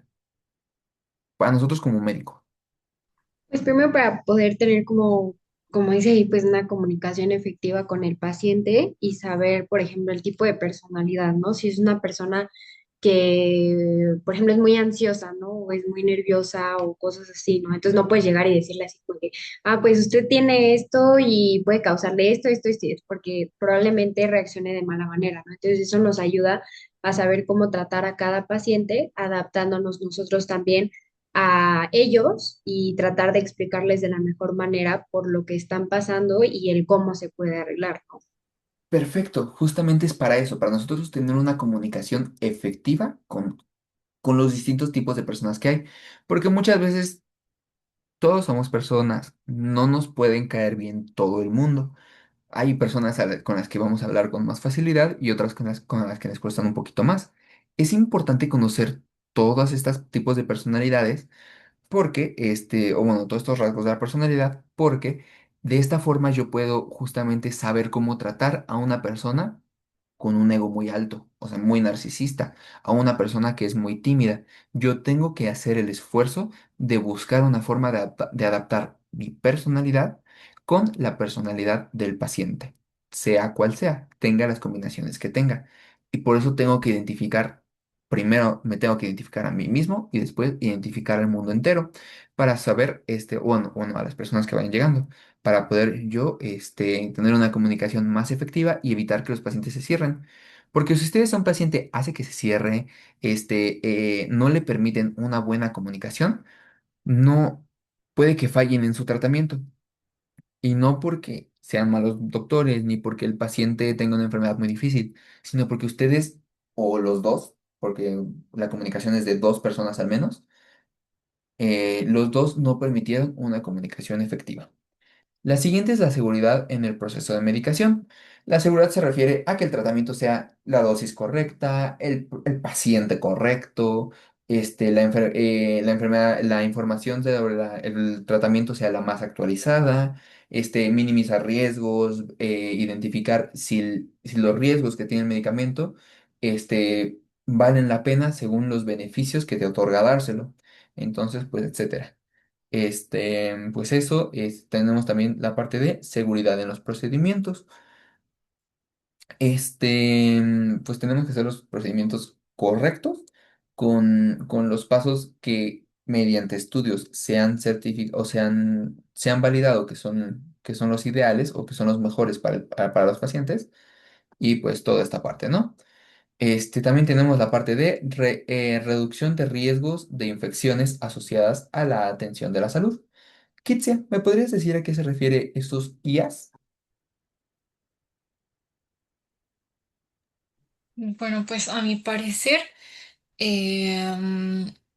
pues sí, como algo que tenga que ver un poco con su ambiente, alguna infección que le pueda dar, no sé, alguna, bueno, me imagino, ¿no? Alguna quemadura, eh, mm, pues obviamente tratar de que el procedimiento, de que todo lo que le recetemos cuide bien esa herida y evitemos así que tenga una infección o si es que también, no sé, alguna infección también interna, ¿no? No solamente externa. eh, que tenga que ver con esto de una tensión y que pueda como mejorar y no al contrario, o sea, no al contrario de empeorar si tiene algún padecimiento, más o menos arreglar esto para evitar que se le dé una infección y pueda empeorar o pueda incluso tener otros tipos de enfermedades, desarrollar otros tipos de patologías. Por Por eso me ejemplo, imagino. no, de hecho, estás muy bien, o sea, es muy, muy correcto. Es muy importante esta parte de las infecciones asociadas a la atención de la salud, porque ¿qué es más fácil? Que te infectes en un lugar abierto, en un parque, o donde sí puede que haya, pues, bichitos volando, o sea, bueno, o sea, microorganismos que estén suspendidos en el aire, o que te toque una persona que esté enferma y no lo sepas y ni esa persona lo sabe. O es más probable que te enfermes en un lugar donde literalmente van las personas cuando se enferman. Cuando tú vas a un hospital o una clínica, usualmente pues está este tema de que convives con personas que específicamente están ahí porque están enfermas o tienen alguna patología. Entonces, entre ellos, ¿quiénes son los principales transmisores de estas enfermedades? El personal de la salud. Cuando una enfermera está cambiando al paciente que tiene COVID y va con otro, pues le está pasando, le puede, si no realiza los procedimientos correctamente, puede infectar al paciente. Y pues justamente en vez de ayudarlo, lo perjudicas. Van a ver mucho esto, sobre todo en cirugía el siguiente año, que las infecciones asociadas a la atención de la salud son muy comunes y son, sobre todo cuando se hacen procedimientos quirúrgicos o invasivos. Intravenoso, poner una sonda, Foley, que es la uretral, y todo eso, ¿no? Entonces, es importante nosotros tener la higiene correcta, los manejos, los procedimientos correctos para atender a una persona. Entonces, bueno, también vamos a tener la sexta que viene siendo reducción de daño, al paciente por causa de caídas. Esto es muy importante porque principalmente los pacientes geriátricos, todos los demás no están exentos, pero principalmente los geriátricos, si se caen puede ser lesiones, sobre todo la de la cadera, que es mortal, tiene un alto índice de mortalidad. Tenemos que estar adaptados para tener pacientes en silla de ruedas, tener pacientes geriátricos, tener pacientes que tienen alguna discapacidad o cualquier otro tema que evitar que puedan hacerse daños. De eso también se encarga el hospital, pero nosotros tenemos que tener los cuidados para decirle al paciente, no, pues, por favor, súbase a la camilla utilizando este banquito o cualquier otra cosa, porque si no, si el niño quiere saltar y se cae, pues se lastimó en tu consultorio y eso te puede generar una denuncia bastante fuerte. Entonces, pues bueno, reducción del daño al paciente por causa de caídas. También tenemos el de registro y análisis de eventos centinela, eventos adversos y cuasi fallas. Misli, ¿podrías decirme, por favor, a qué se refiere un evento centinela? Ay, no, no tengo idea. Recuerda que puedes utilizar inteligencias artificiales y Google, que es una buena herramienta. Esto se los digo porque sí es importante que ustedes comprendan que tiene todas estas herramientas, que si no se lo saben directo en la clase, ya no estamos en 1980 para tener que obligatoriamente ir a esta biblioteca para poder revisar algo. Ya no, tenemos celulares. Entonces, ¿Misty? Bueno, Google me dice Ujú. que son incidentes inesperados, tal como dice ahí, eventos adversos que al menos a veces sí involucran la muerte. Ajá, el 10 nos dice en comentarios, te recuperas y te petateas. Más o menos. O sea, es más que nada lo que dijo Misty, ¿no? Justamente estos eventos, estas acciones, estas circunstancias que de repente, cuando sucede un algo, pongamos un ejemplo, que no tuviste bien esta parte de que trapeaste tu consultorio y quedó mojado. Entonces el paciente cuando está entrando se cae y se pega en la cabeza. Se pega en la cabeza, le sale un hematoma, ese hematoma presiona mucho alguna región del cerebro y esa región ocasiona que se muera. Ese evento que es rápido, inmediato y genera la muerte es lo que se le conoce como evento centinela. Se tiene que evitar esto. ¿Cuál es otro evento centinela? Un paciente con enfermedad cardiovascular tiene un infarto y fallece. Todos estos son eventos centinela y tenemos que tener un registro y análisis de estos eventos. Evidentemente, evitarlos lo más posible, pero pues justamente ay, gracias, Emily, por tu participación. Pero sí, justamente evitar eventos que causen la muerte. Y ahora, a ver quién sigue. Evelyn, ¿me podrías decir a qué se refiere un evento adverso? Un evento adverso es algo como lo contrario a lo que tú resultaba, o sea, lo que tú planeabas, un suceso imprevisto, algo que no deseabas y peligroso, que puede poner en riesgo ya sea a tu paciente o a ti. Bueno, a ti sería más que nada en el ámbito jurídico. Ya sea, el daño puede ser un poco, pues desde lo más leve hasta, pues ya lo más fuerte, ¿no? Perfecto. Es cualquier evento o cualquier cosa, que no esperabas que afecta a la persona, que afecta al paciente. No llega hasta la muerte porque eso es un evento centinela, pero sí puede llegarle a ocasionarle un daño. Y estos eventos adversos también son bastante penados y hay mucha gente bastante inconsciente que empieza a denunciar a lo loco. Entonces, pues bueno. Y también tenemos las cuasifallas. Dana, ¿me podrías decir a qué se refiere una cuasifalla? También se refiere a cuando un paciente muere o queda incapacitado por causa de que, pero la causa por la que murió no tiene que ver con la enfermedad por la cual iba a consulta. Sí, eso, cuando muere es el centinela, cuando queda incapacitado también es centinela, sí. Y, ajá, y tiene que ver algo que vaya o no a consulta. O sea, puede que ser que vaya por enfermedad cardiovascular y le dé un infarto o que cualquier evento que no esperabas. Porque cuando llega un paciente tú no esperas que se te muera en el consultorio. Cualquier cosa que sea extra. Julián, ¿tienes una duda o quieres participar? Es con respecto a lo que acabo de poner en el chat. O Ah, ok. sea, bueno, me refiero a que, por decirlo así, justo ya mencionabas una enfermedad cardiovascular, pero el paciente pues queda incapacitado o muere por causas que pues vaya, no tienen que ver con la enfermedad cardiovascular. No sé si me di a entender. Sí, sí, sí, sí te entendí. Pues sí, si quieres les comparto después una definición específica que vengan los libros de Evento Centinela para que no haya tema. Pero sí, justamente es esto, es cualquier cosa que no esperabas, o sea, que sucedió. Entonces, que sucedió puede ser por tu culpa, puede no ser por tu culpa, pero sucedió. Entonces, y pues causa un daño al paciente. Un evento adverso causó daño, un evento centinela lo discapacitó fuerte o de plano muerte. Entonces, eso. Gracias. Y pues bueno, eso. Sí me contestaste, ¿verdad, Evelyn? Sí.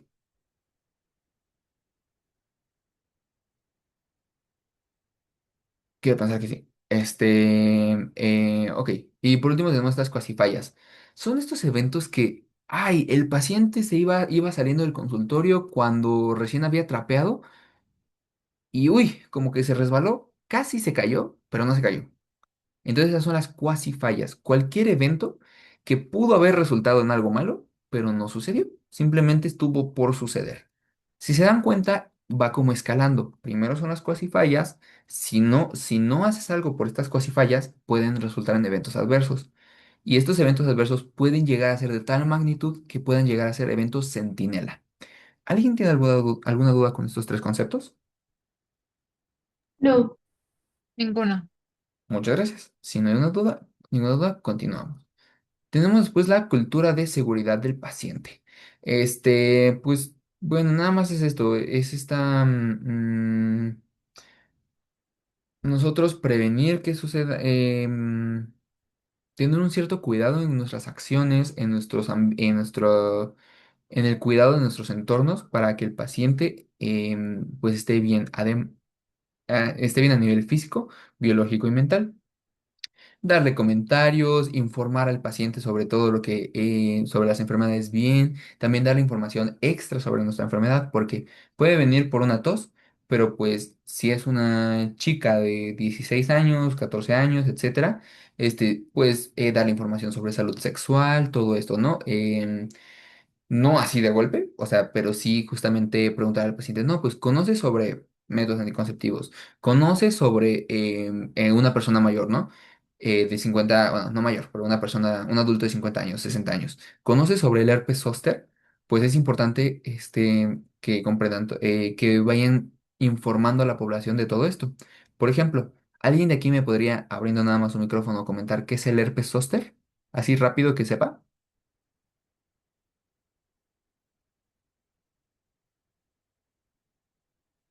Si no, no hay problema, justamente es como para esto.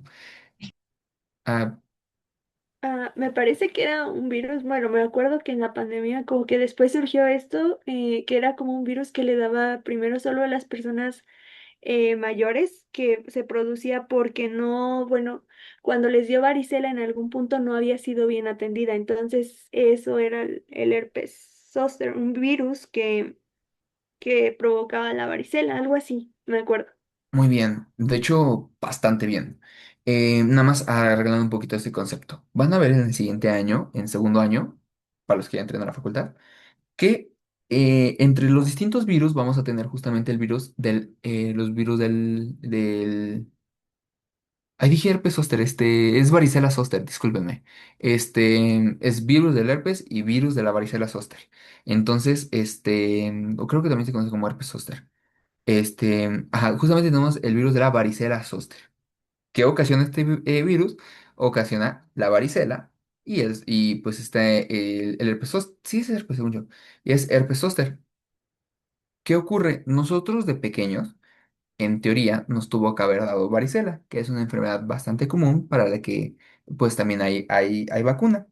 ¿Qué ocurre? Cuando nosotros nos da varicela, lo que hace este pequeño virus es que primero te afecta. Es una infección que se le da a las personas de la tercera edad, el herpes zóster, sí es herpes zóster. Pero sí, justamente, con esta secuencia. Cuando nosotros nos da varicela de pequeños, justamente pues tenemos todo este eritema, pues nos empiezan a salir estos como granitos, ta, ta, ta, ta, ta, ta, y ya pasa, ¿no? Cuando pasa la enfermedad, nuestro cuerpo no logra desechar por completo el herpes. Lo que sucede con la familia, ay, ahora sí, lo que sucede con la familia de los herpes es que estos van a tener la particularidad de que son capaces de resguardarse en neuronas. Entonces, de repente, ya se te metió una neurona, el herpes, entonces viaja por tu sistema y se resguarda en las neuronas que más les guste. Usualmente se llega a resguardar en las neuronas, por ejemplo, que tenemos en las costillas y pues bueno, también puede ser en la cara, en distintas zonas, ¿no? Entonces, cuando nosotros llegamos a la tercera edad principalmente, pues nuestras defensas poco a poco van bajando y van bajando, van siendo menos efectivas. Entonces, cuando son menos efectivas, este virus dice, hey, hey, hey, ya no me están vigilando, ya puedo atacar. Entonces, como estuvo resguardándose y estuvo ahí guardadito desde chiquitos, cuando llegamos a la tercera edad o de 50 para arriba, este virus ataca y empieza a atravesar los nervios, literalmente los rompe y empieza a generar como tipo varicela pero por dermatomas. Ya conocen lo que es en anatomía dermatomas. Entonces, ataca por dermatomas y es un dolor muy, muy fuerte. Se podría decir que se reactiva el virus justo. Eso se le llama una reincidencia o es como que se reactiva el virus. Entonces, pues justamente, entonces, a todos sus papitos y todo eso que lleguen a ver que ya tengan más de 50 años, díganle, vacúnense contra el herpes zóster porque sí es importante, porque no es tan común que pase, pero el problema no es si es común o no. El problema es si te toca la mala suerte de que a ti te da herpes zóster.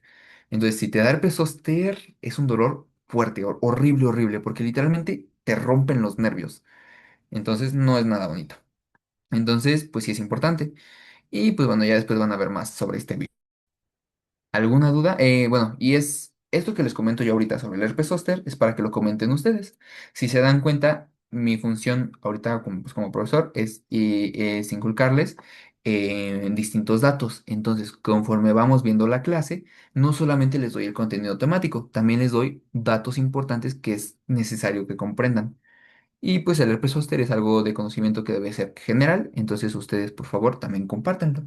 Como estudiantes, futuros estudiantes de medicina y estudiantes de medicina, también es importante que compartan con las personas que les rodean, pues ahora sí que todos estos datos que son importantes y también desmitificar o quitar estos mitos sobre algunas enfermedades. Entonces, pues bueno, ¿alguien tiene alguna duda sobre estas acciones esenciales para la seguridad del paciente? No, No. Si no hay dudas, muchas gracias. Vamos a seguir. ¿Qué hora es? no Todavía es faltan un 50. segundito. Gracias, gracias. Todavía faltan unos minutitos. Entonces, si les doy. ¿Cuántos faltan? Es que no me acuerdo. Esto es nada más lo de la primera clase. ¡Ay! Nos falta la mitad. Pero esto pasa rápido. Vamos a ver la toma de signos vitales. Para los signos vitales vamos a tener la frecuencia cardíaca o pulso cardíaco, ¿no? Cosas así. Entonces, la frecuencia cardíaca se puede dividir en dos, central y periférica. La central va a ver cuántas veces late el corazón tomado en la arteria carótida, mientras que en la periférica tomado en extremidades. Es decir, si lo tomo aquí en el cuello es donde pasa la carótida externa, no, perdón, la carótida interna, y pues justamente pues tomamos aquí, y si no, pues lo tomamos en carótida común, perdón, carótida común e interna. Y pues esa es la central, mientras que la periférica la tomamos, por ejemplo, en el pulso radial o ulnar. Entonces, pues bueno, eso. Lo van a ver mejor en anato. Y lo vamos a ver también en la parte de integración, ¿no? Sí, integración y la práctica presencial. Frecuencia central, periférica, y pues realmente ambos términos se utilizan como sinónimos, aunque pulso puede utilizarse según por la intensidad. Frecuencia cardíaca, cuántas veces late, pulso también es cuántas veces late, pero en el caso, por ejemplo, de urgencias y primeros auxilios, tomamos este tema de frecuencia cardíaca como perdón, de este tema de pulso, como si es un pulso débil, un pulso normal o un pulso fuerte. Cuando una persona se está desangrando, de repente vamos a notar que poco a poco el golpeteo de las arterias se va disminuyendo y disminuyendo. Eso se le conoce como pulso débil. Entonces, pues eso. Se miden latidos por minuto y se localiza en la arteria radial o carótida, se cronometra mediante un minuto y se cuentan los latidos durante un minuto. Las medidas o el rango de medición que vamos a tener va a ser taquicardia, arriba de 100 latidos por minuto, la normocardia o latidos normales, que viene siendo de 60 a 100, y la bradicardia, menor a 60 latidos por minuto. Cualquier duda pueden abrir su micrófono e interrumpirme sin problema, ¿eh? Me voy a ir ahorita un poco de corrido. Si, por favor, interrúmpanme si sienten que está yendo muy rápido o si no le están entendiendo algo o si tienen duda. Bueno, esa parte. Lo siguiente es las frecuencias respiratorias, la cantidad de veces que uno inhala y exhala el paciente. Busca la amplexación y amplexación del del abdomen, tórax y abdomen. Esto lo vamos a ver bien en Respi, en la práctica presencial, no se preocupen por los términos. Pero justamente es, ¿cuántas veces respira una persona en un minuto? Ahí está. Se miden respiraciones por minuto, se cronometra un minuto y pues ya, se cuentan. Vamos a tener la parte de taquipnea, cuando son más de 20 respiraciones por minuto, eupnea, que es las respiraciones normales de 12 a 20, y la bradipnea es menor a 12 respiraciones por minuto. La siguiente es la tensión arterial. Ya tenemos la frecuencia cardíaca, ahora vamos a ver cuál es la presión. Realmente qué tan fuerte golpea la sangre contra las arterias. Entonces, pues, ¿qué vamos a tener? Se toma mediante el uso del baumanómetro y el estetoscopio. Recuerden que como parte de los premios en participaciones y quizzes, vamos a tener justamente el uso de baumanómetro, estetoscopio e identificación de los ruidos de Korokov, ¿no? Y con participaciones vamos a tener el regalo de segundo lugar, un kit de baumanómetro con estetoscopio. Bueno, y estos son los pasos para tomarlo. Primero, tienes que sentar a tu paciente a... Esto lo vamos a ver mejor en la práctica presencial. Por favor, lean esta parte de la presentación. Según yo, sí se lo subí también esta presentación, si no, se la subo. Y por favor, léanlo. O sea, lean estos pasos. Necesitas tú que el paciente esté sentado, que esté, que espere al menos 5 minutos sentado y extienda el brazo izquierdo. De esta forma. Espero que se lo vea mi camarita, ¿no? De esta forma. Colocas el baumanómetro en el antebrazo, por lo menos a 2 centímetros por encima eh, de, o 2 dedos encima de donde vas a tomar el pulso. Se toma en el antebrazo y por encima de él, de la fosa del codo. El siguiente paso es colocar el diafragma del estetoscopio, etcétera. Esto lo vamos a ver bien en integración, perdón, en la práctica presencial. Por favor, léanlo. La tensión arterial es se mide en milímetros de mercurio y vamos a tener esta categoría.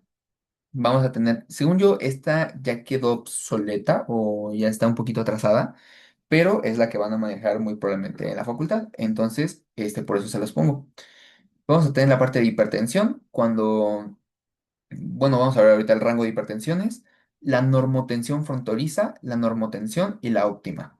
La óptima es la clásica. Bueno, la normal es la clásica. 120/80 hasta 129/84. La óptima es menor que esta. Mientras menos tengas de tensión arterial sin que te afecte en tu vida diaria, es mejor. Significa que tu corazón con poca fuerza hace que todos tus tejidos a todos tus tejidos llegue sangre.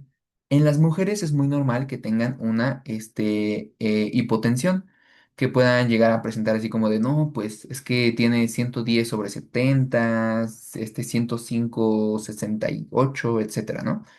Es normal, pero pues sí es importante que diferenciemos entre lo normal y lo patológico, pero eso es con la práctica. La óptima menor a 120/80, presión arterial normal, 120/129, 80/84. ¿Alguien tiene dudas sobre lo que es sistólico y diastólico?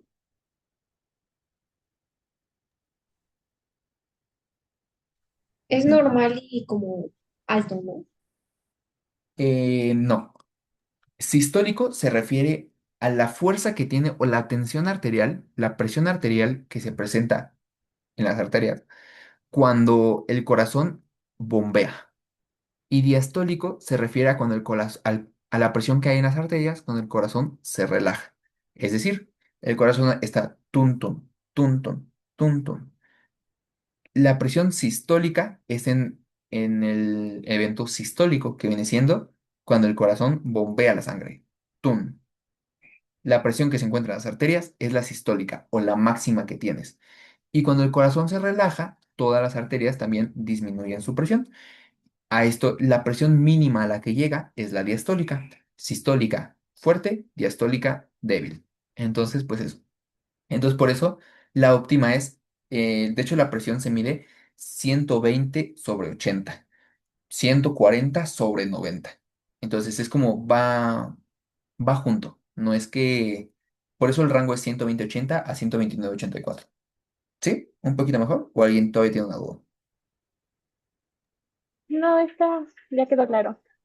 Perfecto, muchas gracias.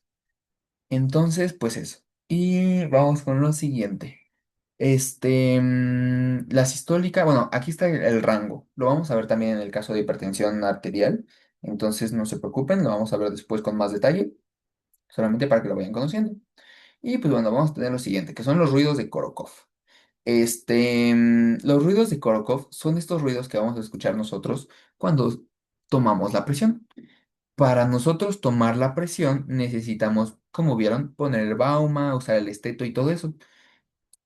Primero vamos a insuflar todo el baumanómetro, que es el que se pone alrededor del antebrazo.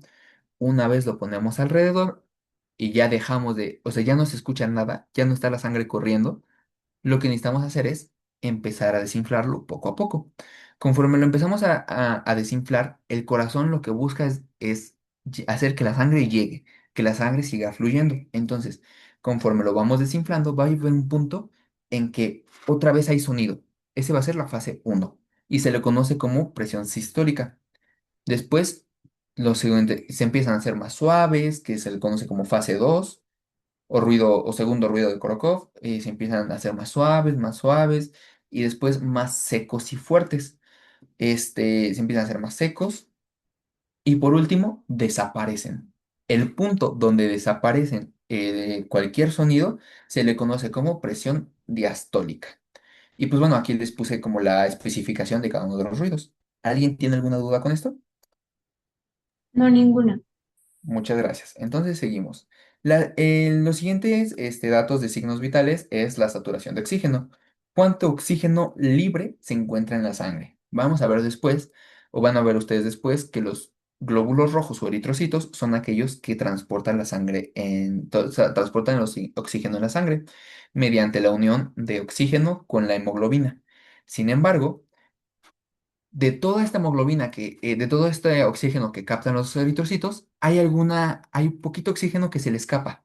Entonces, va a haber oxígeno, este, em, que está libre en la sangre y oxígeno que está en los eritrocitos.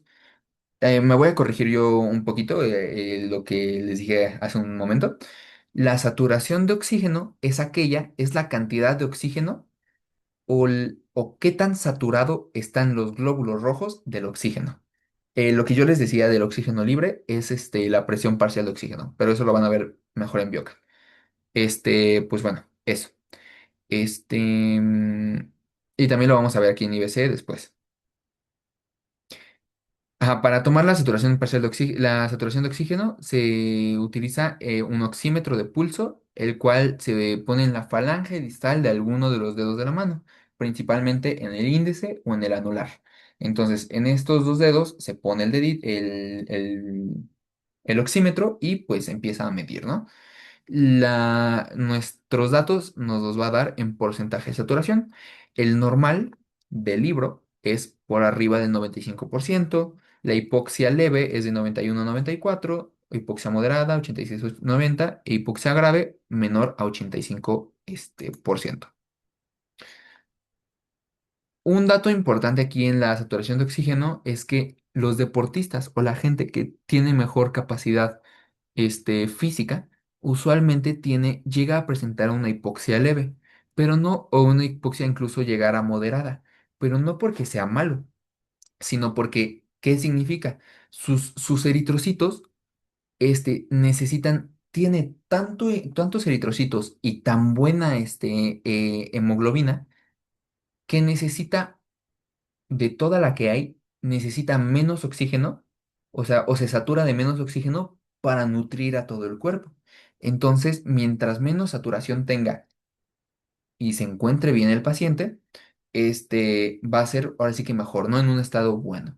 Si tiene una hipoxia y pues el paciente pues no tiene antecedentes de ser deportista, tampoco es buzo ni nada de eso, pues no es normal, ¿no? Ahí sí ya es patológico. Cualquier duda pueden abrir su micrófono e interrumpirme porque ahorita me estoy yendo rapidito. Eso. La siguiente es la somatometría. Ahora sí, tomar los datos, ahora sí como del cuerpo, ¿no? Que viene siendo la báscula y el estadímetro. Esto va a ayudar a la báscula al pesaje, el estadímetro a tomar la altura. El estadímetro es este como palito que te pega en la cabecita o que ponen en tu cabecita cuando te mides en las clínicas, ¿no? Entonces, bueno. Para tomar correctamente la báscula y el peso y la altura, tienes que quitarte el calzado y ponerte de espaldas al estadímetro, en posición erguida, vista al frente vista y mentón al frente. Y se toma la altura y el peso mientras estás en la báscula estadímetro. Aquí se me olvidó cambiarlo, discúlpenme. Las medidas son, pues ahora sí que en la altura en metros y el peso, pues en kilogramos, ¿no? Y pues eso. La siguiente medida de somatometría es el índice de masa corporal. El índice de masa corporal se mide el peso sobre la altura al cuadrado. Este está al cuadrado de la altura y es peso sobre altura al cuadrado. Y pues te va a dar cierto dato. Según los datos, o según tu IMC, pues te va a dar una tablita. Y pues aquí tenemos como la relación, ¿no? Lo normal de índice de masa corporal es entre 19 y 25. Ya de 26 para arriba, pues ya empieza a ser un poco más desbalanceado. Cualquier duda, sí entienden que sí me sé y todo, ¿no? ¿O no? ¿Hay alguien que tenga dudas sobre ello? A ver, sí se entiende bien, perfecto. Si alguien tiene duda, por favor, coménteme. Si no, lo paso rápido porque realmente son conceptos simples. Medición de cintura-cadera. ¿Cómo yo voy a tomar estas mediciones? Pues con una cinta para medir, vaya, voy a tomar el perímetro de la cintura, que es el punto medio entre la base de las costillas y el punto superior o el punto máximo de la cresta ilíaca. Entonces, me voy a levantar, vean mi camarita. En mi camarita justamente yo tengo que el punto de la cresta ilíaca es mi cadera y la cintura es el punto entre mi cadera y el punto menor o el punto más bajo de mis costillas. El punto medio entre estos dos va a ser mi cintura.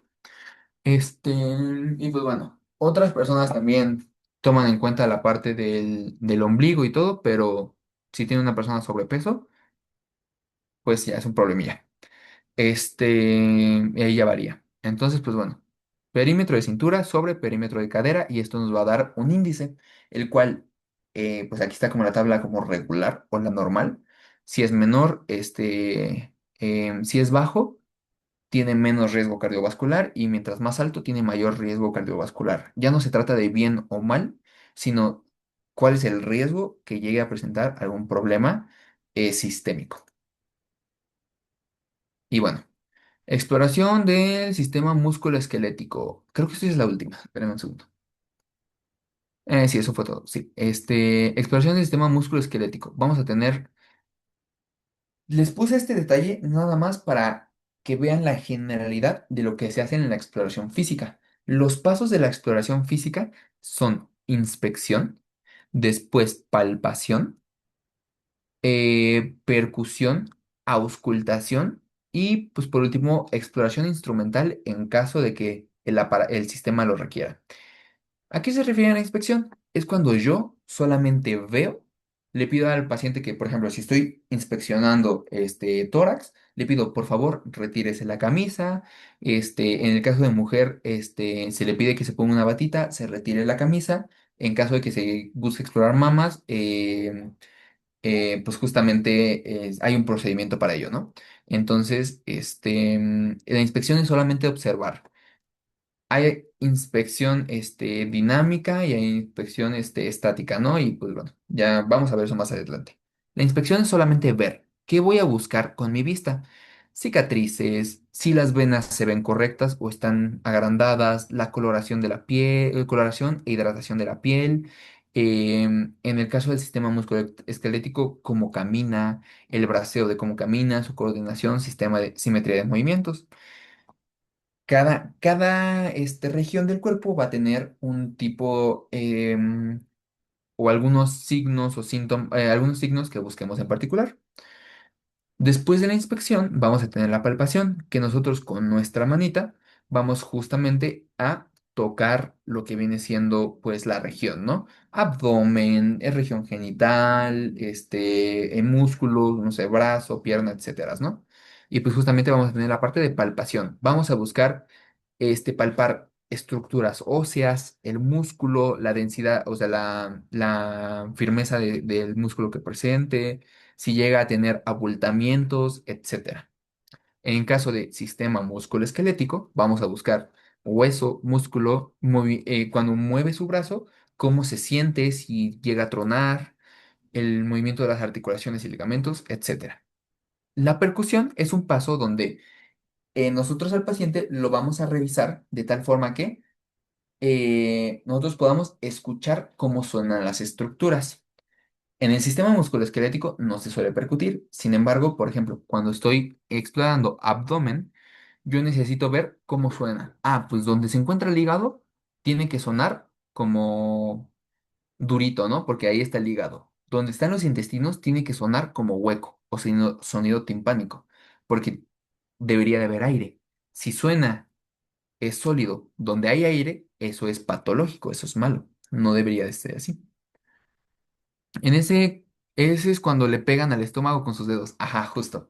Justamente vamos a tener una base que van a ser nuestros deditos usualmente de la mano izquierda y de la mano derecha va a ser nuestro percutor. De tal forma que te pongo los deditos y le hago pum pum.